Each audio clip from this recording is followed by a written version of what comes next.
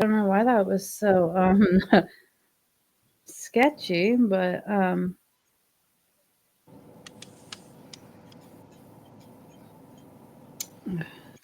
on 1 second. I don't know why it keeps doing that. Okay, so we are live, and today we are doing a presentation. I have a presentation. We have Fauna Newman back with us. She she has a presentation that she made that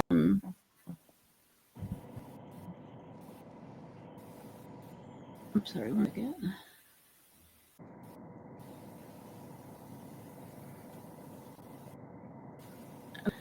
Yeah.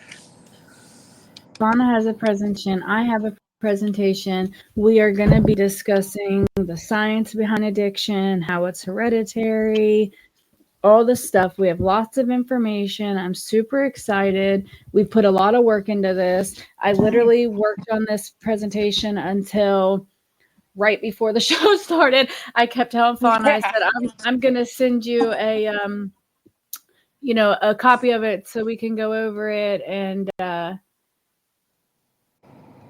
it never I never did get it to her until right before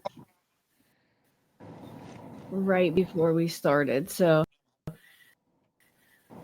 yeah, I think there's just so much information out didn't there. take.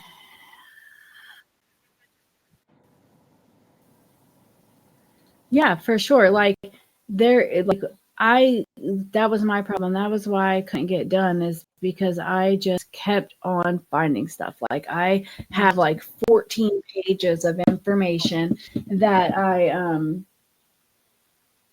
found, that I had pulled aside for me to pull from, so like I there was so much, and then I kept finding stuff, and I couldn't get done. I just kept adding. I kept going back and forth about what was important too. Like I think that was a big thing for me, as I was like, what, lot of stuff here, and I don't want to get lost. Like I want to prove my point. I want to to be very loud about my opinion, and that said, everybody's entitled to their opinion. I want to put that out there first. That one of the first things that I want to say is that everybody is allowed to have their own opinion. If anybody watching this doesn't agree with me, that's completely fine. We are still friends. Like I don't, I'm not one of those people. We don't have to always agree on everything. I don't, we're not gonna, we're not gonna, burn no bridges or nothing over anybody's opinion. But if anybody doesn't agree, feel free to chime in. We can have a healthy debate. I know Fauna's super smart. She has a master's degree. That's why she's here with me today. I had to have backup with the big guy. So, but yeah, but anybody that doesn't agree, no hard feelings. We're still friends. It doesn't, it doesn't affect anything. I just wanted to put that out there just so that, everybody knows that we're not saying that our opinion is the, the only one out there or whatever. And I'm sure there may be facts to the opposing side. And if anybody has some, let's hear them, I'm always up for sure, it. Yes. Yeah. Okay. So, I'll share, let me see if I can figure out how to screen share your presentation, and we will go over it. I wish I could give you control, and I think I can. Let me see if I can. Let me see if I figure this out, because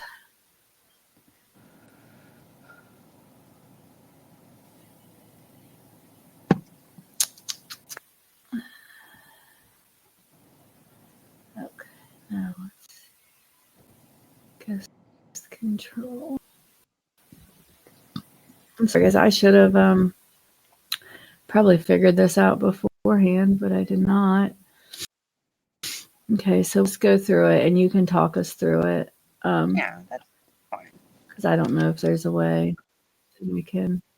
I thought I could, and I think that I can, but I can't. I don't know how. It's okay. So just starting this off. is really never used Prezi before. I used it when I was in college, Ahead, actually, can for you some college presentations. presentation. Everyone can see the presentation. I can see it. All right. Okay. So, addiction is recognized as a chronic brain disorder, right? We're going to talk about how the changes in the brain illustrate the importance of looking at addiction through the disease model, so that we can have a more compassionate approach to treatment and understanding.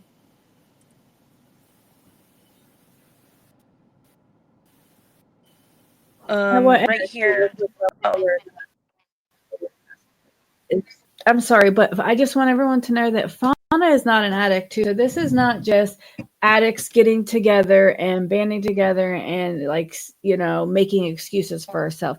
She is a highly intelligent individual. She has a master's degree, like I just stated, and she's never she doesn't do drugs. However, she's extremely compassionate. She attends meetings even just to help better understand because she is a substance abuse counselor.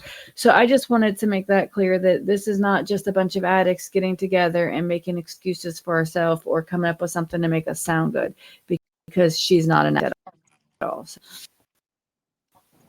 Oh, sorry, go ahead. No, it's okay. I think it's important that for me, like you said, to look at the facts and study them and share them so that I can better help people.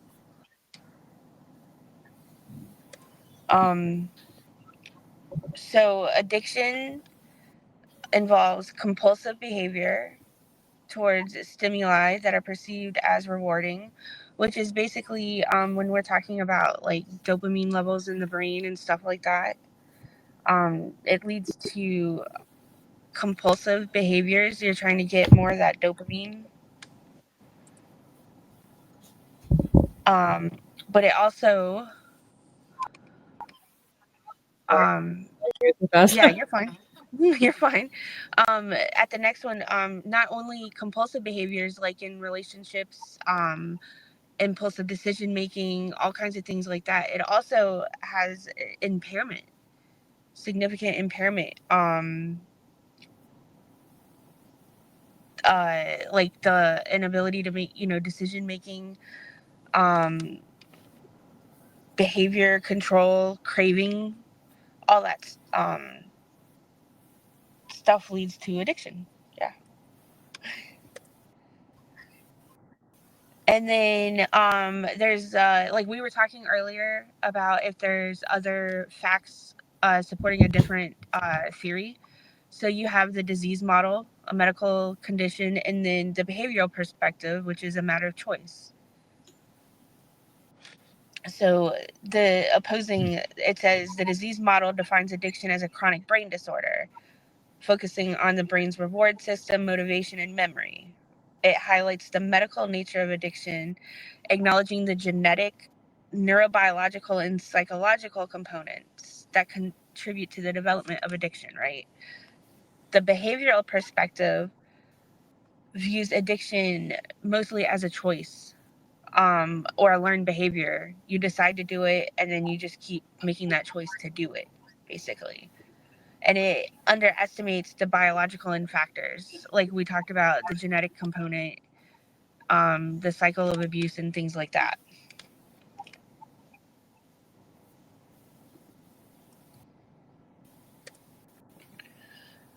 Um, and then we're just talking about, the onset of the brain disorder, an overview. So initial onset, how opioids affect the brain.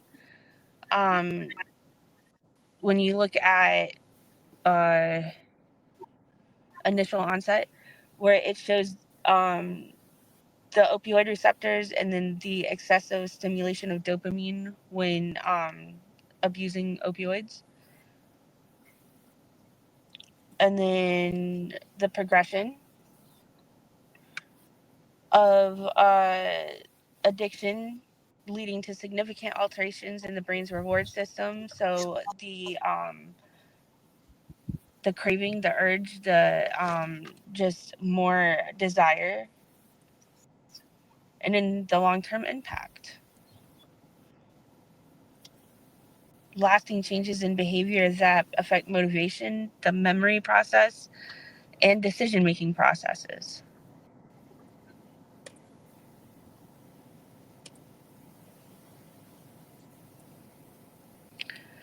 And then this is talked about a lot, but this is where it, um, substance use disrupts the reward circuitry. I can't say that word right. Circuitry. But it's where we process pleasure and reinforcement, right? So we get pleasure from using our drug of choice, and then it's that reinforcement of let's do it again to get it over and over. Heightened sensitivity to certain stimuli while diminishing the response to natural rewards like food and social interaction. So you're not getting the dopamine from what we're used to getting it from, like working out, making new relationships, things like that. We're only getting it from that substance.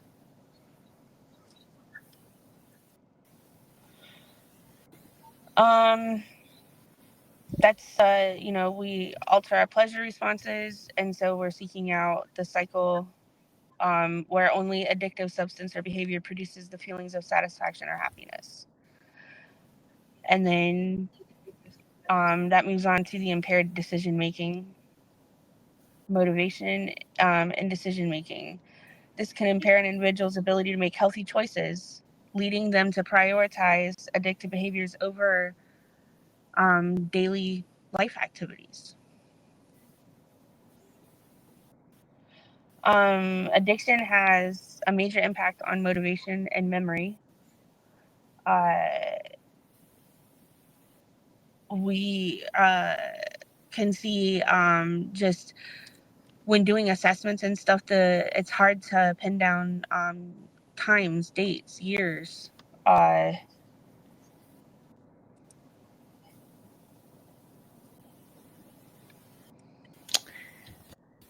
I know that's something I just talked about on my Claws Out episode last night, was that like pinning down time, like we were talking about our timeline, like it's really hard for me even still yet to remember how things happen. Like I have to really sit and think, like I have to be like, oh no, this happened, no, this happened. Like, sometimes I get confused and I'll have to ask people like, hey, what happened?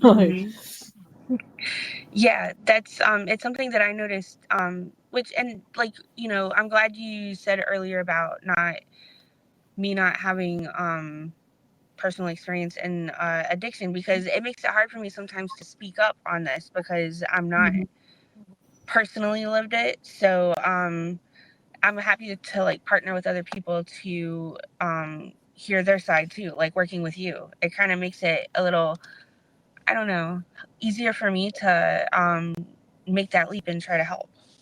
Yeah, to relate. And definitely like I can understand like feeling like hesitant to like offer advice and stuff, because I know some people in addiction can kind of be jerks. Like they can be like, oh, you don't know.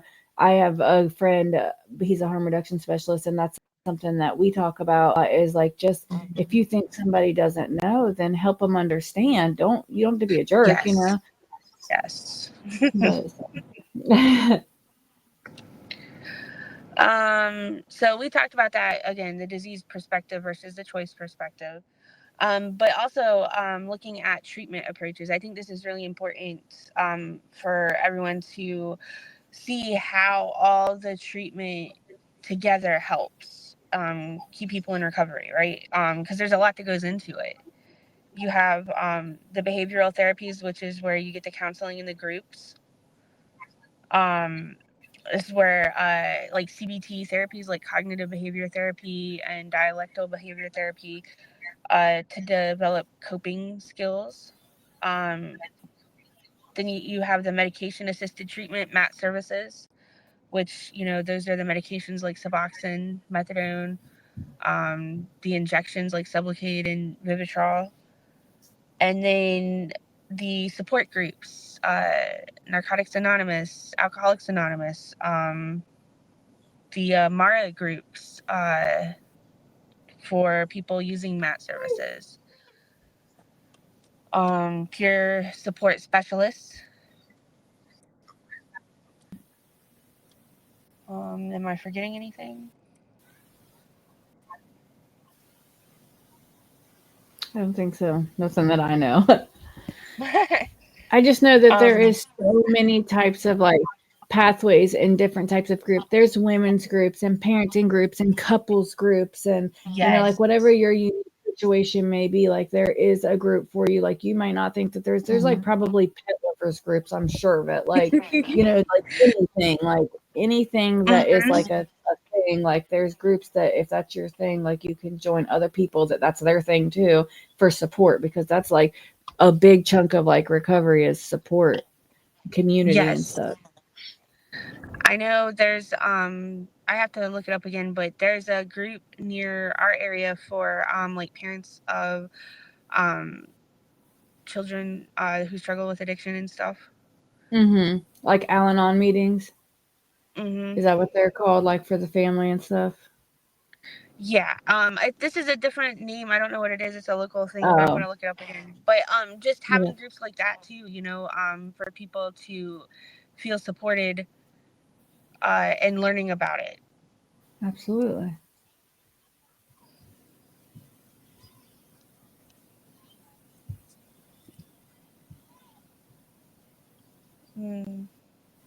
I think that was mostly the end. Okay. Oh, yeah. Okay. All right. So they're on that last slide. All right. So that was Fauna's presentation, and I think she did amazing. Anybody have any questions or comments or anything they want to say about her presentation before we move on to mine? Now's a good time. We'll have more time at the end for anybody that wants to say anything. Yeah. I think she had a lot of really important information, and I think it was really important that or not really important, but I think that we did really good partnering us, because you're you're really smart and you're not an addict. So like I think we have two sides of the coin here, because my presentation is a little bit more like I don't know, like just more like I think we thought different things were important, and that's fine. Like, you know what I mean? That's great, because I think I think because we covered a lot, because we thought different things were important, because we have different perspectives, and that's really great. Somebody said that you did a great job. Thank you. I think you did as well. We have, everybody, a lot of people are saying that you did really well. I think you did awesome. So I'm going to bring up, I did PowerPoint. Yeah, I'm excited to share that. It looked really awesome. I liked it.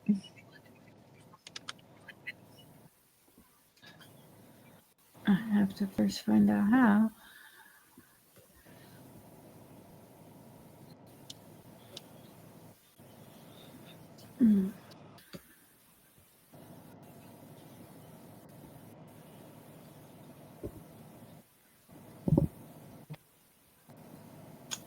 Okay, that's how. There we go. All right, so at the start of mine, I just had a little PowerPoint. If I could get my mouse to work. All right, and I'm gonna have to bring it on the screen. I got it finally pulled up. I definitely should have figured out how to do all this first. Like now I know, but yeah, you can at the top of your screen there should be oh, hold on, let me see what it looks like. It looks like a play button on a projector where it says file, home, there we insert. Go. Gotcha. Okay. So the first slide that I have is just like the definitions. So I wanted to start really basic. Definition of a disease is chronic or acute, biological in origin, disposable, treatable, often caused by genetic, environmental, or behavioral factors. I think we can say addiction checks all of those, correct? It can be and we'll talk about the chronic or acute thing. I have something on that also, but a lot of times it's biological, it's diagnosable and treatable, and it's often caused by genetic. Okay. So chronic disease, so follow up on that, is something that is long lasting. The Center for Disease Control qualifies it for a year or more. So, a lot of times addiction, most of the time, lasts, at least a year or more. It's obviously it's a lifelong disease, but the symptoms of it usually last at least a year or more. I'd say it's fair to say.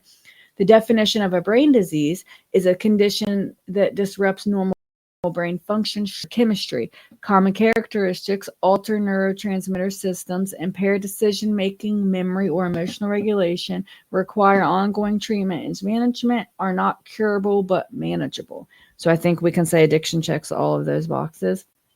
The definition of addiction, though, is a chronic relapsing disorder characterized by compulsive drug seeking and use despite harmful consequences. It is considered a brain disorder because it involves functional changes to brain circuits involved in reward, stress, and control. Those changes may last a long time even after a person has stopped taking drugs. Substance use itself is not the disease. I think that's something that a lot of people don't understand. Like, substance use causes the disease. So, Yeah. like yeah. So, and I think that's something that is a common misconception. Like, substance abuse itself is not the disease, and so I think that's why a lot of people think it might not, like, the addiction is not a disease, because I think they get confused about that. But so like addiction is defined by, or not, sorry, defined, caused by biological, psychological, social, and environmental factors. 4 categories. I'll talk about those in the next slide, but the main thing I wanted to read on this slide is this. Addiction is a primary chronic disease of brain reward, motivation, memory, and related circuitry. When addiction occurs, these circuits experience dysfunction. In other words, addiction is a disease caused by substance abuse, which causes a person's brain to produce changes that affect a person's health in these ways. The person with addiction reacts to events and situations in life, and the new behaviors gained from these result from the disease. Furthermore, the disease is characterized by certain features just as are other diseases. Some of these characteristics include the inability to abstain from abuse of substance or addiction triggers and cravings, loss of or decreased control of behavior, loss of or inability to recognize the issues with the change in this behavior, which is like rationalize. So like change in emotion. And I think that is a big one, is that like people in addiction, you don't think there's anything wrong with what you're doing. Like, for a long time in my life, I would say stuff like, I'm 19, 20 years old, I don't have any kids, I want to party, I'm young, stuff like that, like that just seemed like it was okay. So again, here, this slide just says, like, it just shows it laid out, like how addiction affects or checks every box. Like, it alters brain structure. For it to be a brain disease, there's like 5 little stipulations: alters brain structure, impairs function, chronic and relapsing, requires treatment, has genetic risk. Addiction checks all of those boxes. And then for chronic diseases, there's 5 also. It's that it's preventable, treatable, changes biology, it's progressive, and if untreated, it can last a lifetime. And addiction checks all 5 of those boxes as well. So then I have a couple statements. I think I have 3 of these in here, and they're just like a little common statements, and then how, like, the science behind them. So addiction is inherited just like diabetes. So I guess I kind of put some of these in here so that we can like see how how addiction correlates with other chronic illnesses, chronic diseases, or whatever. So that because if they're the same, then they must be the same. So 60% of addiction risk is genetic, especially for alcohol use disorder, according to twin and adoption studies. So, like, people that don't even know each other in those studies. Children that have one parent with addiction are 2.2 times more likely to have addiction, 4.4 times more likely if both parents have it. That slide messed up. Anyways, and so, like, for supporting stuff, like diabetes, addiction often runs in families. But unlike diabetes, preventive care is rarely offered. That's another reason why it's really important for people to recognize addiction as a disease, because so preventative care can be offered. And then relapse rates for addiction are comparable to other chronic illnesses like asthma and diabetes. Scientists estimate that genes, including the effects environmental factors have on a person's gene expression, called something epigenetics, uh, Epigenetics. there we go, account for between 40 and 60% of a person's risk of addiction. So Yeah. in The study 2023, of epigenetics is like really starting to be, that's how we were talking about trauma and like how trauma is passed down generations. And yeah. that's the same thing with like addiction. It's kind of along the same mode as trauma, really. Oh, And wow. that's what's so very interesting about it with the research in epigenetics and how the gene expression is That's affecting us. hi, sweetie. That's really cool. And so, yeah, like you said, and it's becoming more popular, like the study into addiction and stuff like Mhm. people are really now recognizing it as a disease, and they're really like studying it more and stuff. So, in 2023, NIH study found shared genetic markers across multiple substance use disorders. So, in recent decades, a data rich method called known wide association has emerged to try to identify scientific genes involved in certain disorders. This method involves searching entire genome for Genomes. I don't know why I said it like that. For regions of genetic variation called called SNPs. Anyway, so I like this sounds very sciencey, and I'm not trying to confuse anybody because I like don't really understand all of this, but pretty Yeah. much what it is that they search our gene makeup, genetic makeup, or whatever, and they look for entire like regions of genetic variation, and then they have been associated with disease, disorder, condition, Hmm. or behavior among multiple people. I'm sorry. In this study, researchers used this method to pinpoint areas in the genome associated with general addiction, as well as the risk of substance specific substance use disorders, namely alcohol, nicotine, cannabis, and opioid use. Dr. Hayden and the research team discovered various molecular patterns underlying addiction, including 19 independent SNPs significantly associated with general addiction risk and 47 SNPs for specific substance disorders. So, like, that's a pretty big deal because that's a really new study, and it's like pretty much there's the smoking gun. Like, they have found now like significant proof Hmm. that it's like hereditary, it's in your genetic makeup. But that said, no single Hmm. factor determines if you will become addicted. This is one reason addiction must be recognized as a disease so that we can recognize early risk factors and take preventative measures the same way someone with heart issue would because we have brain issues. As with other diseases and disorders, the likelihood of developing addiction differs from person to person, and no single factor determines whether a person will become addicted to drugs. So, like, there's different risk factors, and then there's like all the protective factors that, like, if, Yes. and that's another reason. I'm sorry, but that's another reason that like it's so important that we start recognizing this because so that Hmm. we can like get this early. For sure, yeah. I was just gonna say, like, this ties back into the behavioral health interventions, like the ACE questionnaire to look at the risk factors in your childhood. To that kind of helps predict or determine certain Yeah, possible outcomes. yeah. I actually have, I think, ACE on the next slide.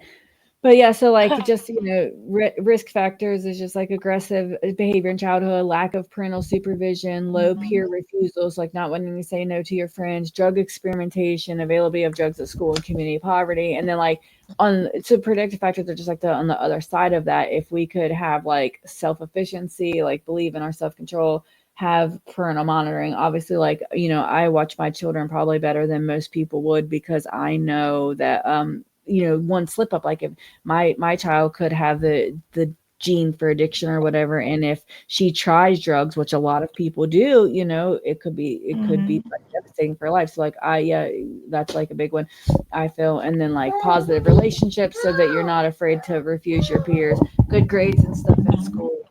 And then like okay, so then the next here's just like some factors. Like I said earlier, there's like four groups or whatever: biological, psychological. Stop, baby. What? um, environmental and social. And then, so there's just like some examples of some, like, the psychological is like trauma, mental health, low impulse control, unresolved grief or loss, low self esteem, and then environmental conditioning. That's the one that I really want to touch on because it's like that's growing up in a household or community where substance abuse is normalized or modeled. So, like, I think that's a big psychological risk factor. Yeah. And like social factors is like peer pressure, family dysfunction, environmental factors is like poverty, exposure, stuff like that. Mm-hmm. I think where did I skipped the slide? Hold on, I don't know how to get out of this mode. There we go. All right. So there we go. Okay. Well, I guess we go back to my map. Okay. So it's true that the choice to first use the drug is ours to make. So the choice does not determine whether something is a disease. Heart disease, diabetes, and some forms of cancer involve personal choices like diet, exercise, sun exposure, etc. A disease is what happens in the body as a result of those choices. So again, yes, we may choose to use drugs at first, but after that first use, something changes in the makeup of our brain. So many endorphins are released during that first use that it raises your body's baseline too, and then it continues to raise more and more. So you need more and more endorphins just to feel good or normal as time goes on. So this is like a demonstration of that.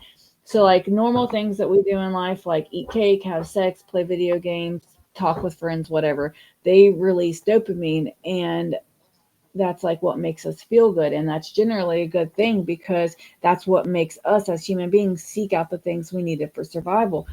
But the drugs, like misusing drugs, especially like nicotine and heroin and stuff, can cause the release of dopamine, and it's 2 to 10 times higher. That's the point I was trying to make, is that it's so much higher than than like what your body would normally produce from eating cake or having sex or whatever. That like, so now your body's just jacked up because what a normal person would feel good, would make a normal person feel good, does not make us feel good. So now we have to struggle to find ways to make ourselves feel good, work extra hard.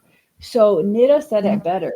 They say even if taking a drug for the first time is a free choice, the progression of brain choices that occurs after involves the weakening of circuits in the prefrontal cortex and elsewhere that are necessary for exerting self-control and resisting the temptations of drug use.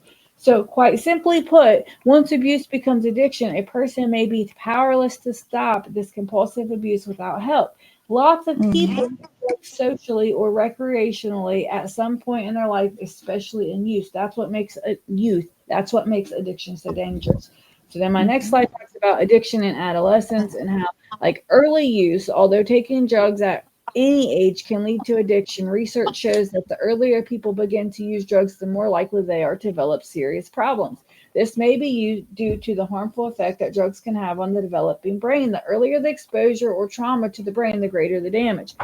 So, like, the peak instance of addiction is between 15 and 21 years old because the brain is still developing at that time. Using drugs has like way more potential to mess up like critical areas like motivation, memory, learning, judgment, behavior. That's why like people think addicts are lazy, but it's really sometimes we are, but it's not always our fault because like our motivation and our brains messed up. Like the parts of the brain that control judgment and decision making are not even fully developed until their mid 20s.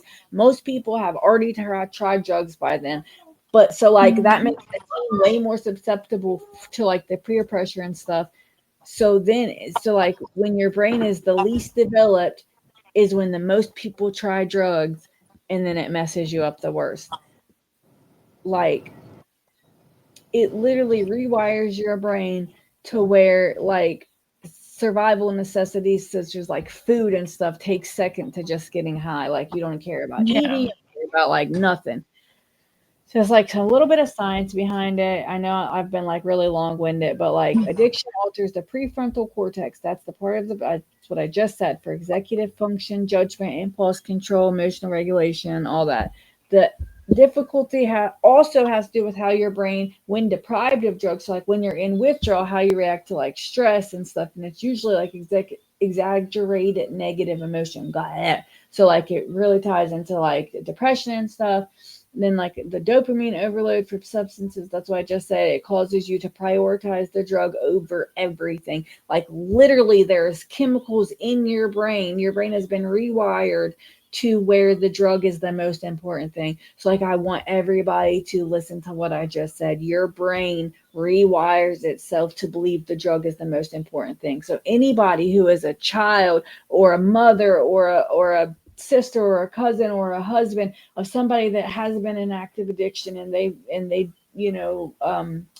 like that person didn't care about them or whatever, or like that is why, guys, like really, I'm not saying that we have to just take this and say, oh, okay, it wasn't their fault and forgive everybody. I'm not saying that, but just know in your mind that it was literally chemicals in their brain, literally. Yeah. And so yeah, so that's individuals with substance use disorder continue to seek and use the substance, I'm sorry, despite the negative consequences and tremendous problems caused for themselves and loved ones. That's what I just said, guys, because if we do it just simply to feel normal, simply like we I can remember this. I can remember sitting and like I was trying to stay clean or whatever. I was trying to get clean. I was on heroin and I had like somehow got some. I don't know, however I got it. And I'm like arguing with myself, like, no, I'm not going to do it, whatever. I'm fighting myself, but I'm so sick. I had a kid. I had to go to work. I'm like puking in the bathroom floor until finally I shot up.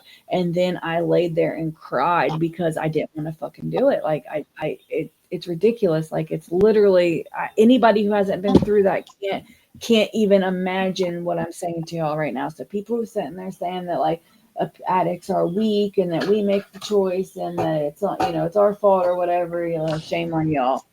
So this next statement that I had is just the next couple stuff is just like comparing addiction to other diseases, just so that so we can get a feel of why we're saying this. So addiction is to dopamine what diabetes is to insulin. So it's not a failure of will, it's a failure of regulation. Diabetes is called, and the science behind that is that diabetes is caused by the body's inability to produce or respond to insulin, a hormone that regulates blood sugar. Addiction is caused by the inability to regulate dopamine, the neurotransmitter that controls reward, motivation, and pleasure. In both cases, the body's internal regulation system is dysfunctional, not the person's willpower. My Mm-hmm. next statement is that addiction is a chronic disease, just like MS, diabetes, or heart disease. Let's make it loud and clear. Addiction is no different. Addiction is progressive, relapsing, and requires lifelong management, just like other chronic diseases. It changes brain biology, especially in the prefrontal cortex and limbic system. It's not curable, but it is treatable with ongoing care, therapy, and medication. So, it addiction involves cycles of relapse and remission. Diabetes is a disease of the pancreas. Addiction is a disease of the brain. Just as the cardiovascular disease damages the heart and changes its functioning, addiction changes the brain and impairs the way it works. So that's the same, like it's the same thing. Addiction changes brain biology, just like, oh, so that was the same one. And then just again, it talks about insulin and diabetes and dopamine and addiction. It's the same thing. This is the most powerful one, though. Just like MS attacks the nervous system, addiction attacks the brain's reward system. Just like heart disease requires lifelong care, addiction demands ongoing treatment. Just like epilepsy, addiction can cause behavior that's involuntarily misunderstood and stigmatized. So the biggest argument that people on the other side have, this is what we were talking about earlier, is that um like choice. So like Mm-hmm. sometimes people on the island of the spectrum, I'm sorry, I got confused about what I was talking about, can stop or cut back without formal treatment. That is one of everybody. The biggest argument is that like so I'm comparing, I was stuck really hard just now on like diabetes, but like a diabetic can't like quit being a diabetic no matter how hard, like no matter whatever their will, like they can't will. So like sometimes addict can will themselves to stop, but diabetic can't will themselves to stop being diabetic. That is the biggest argument that I found. And let me tell you what I think about But that. yeah, Go ahead. I was gonna say, we were talking, I think yesterday, a little bit about that. Like type 2 diabetes can definitely be a lifestyle change. And you can actually, if you exercise enough, and not everybody can do it, but if they're they catch it early enough and they're able to change things about their life, they can come off the medicine and not be considered type 2 diabetes anymore. Yeah, absolutely. And that's, so that was kind of where I was going is that I first of all, the first thing that I want to say about it is that just because a person might be able to manage their symptoms and stop using does not mean that they're not an addict. That's the biggest thing. Mm-hmm. Yeah, okay, so someone can't will themselves to not be a diabetic, but someone can't will themselves to not be an addict too. Man, they're still going to have those cravings. They're still going to have those feelings. They may be able to manage them on their own, but these are like Mm-hmm. mild and really rare cases. Like, okay, so on that slide, it had some information about my father-in-law who is like borderline diabetic. And so he doesn't get any formal treatment. He doesn't see the doctor for diabetes. He doesn't take insulin, anything Yeah. like that. But he has been told that he's borderline diabetic and that he had to make lifestyle changes. So I feel the same way about an addict. Like if in most cases, if an addict quits using without formal treatment, it's due to like something big, like if they become a parent, if somebody dies, something like that. So lifestyle changes. So like let's say for instance, if you're going to quit using because you become a parent, you are going to change your life because you're not going to have a baby around all that drugs and all that dope. And if you do, you're going to use drugs again. What, honey? Where they go? Uh-huh. You want to go with that? No. Okay, baby, then play your tablet. But so it's the same thing. Like if you may be able to manage the symptoms without formal treatment, that doesn't make you not an addict. That doesn't make it not a disease. You still have it. Your brain is still messed up. You're still thinking Yeah. it. You're still having those thoughts. It may not be very frequent, or whatever, but you do still have those thoughts. Like, Mm-hmm. and I think the only other thing in my presentation was just that this isn't a new concept. All the way back to the 1700s, man, that people have been. Yes. Benjamin Rush was the very first person back in the 1700s. He described, alcoholism as a disease or as a mental illness, I think back then. But like he all the way back in the 1700s, way back then, people were saying that this doesn't seem right. They used to think people were possessed because they did things that were so out of character. What, honey? I see, boy. You're gonna have to go with daddy if you don't quit, okay? You want to sit in my lap? Okay. But like, so this dates way back, and now I know that it wasn't until much more recently, like in the 1950s. Is that correct? In the 1950s, Yep. 1987. 56. In 1956, yeah, alcoholism got officially classified as a disease. So like that was way later, but still yet, like in between there was people like trying to get it in. I think I'll look it up in a second, but in 87 they accepted addiction, which encompassed all substances or whatever. And then but blah blah blah blah blah.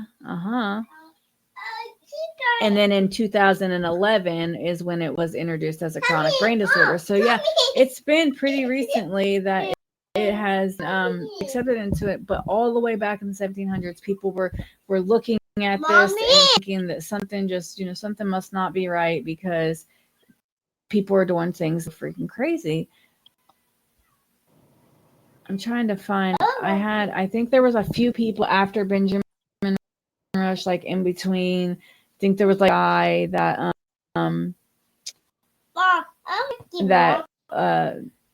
that looked at stuff or whatever. What, sweet? Okay.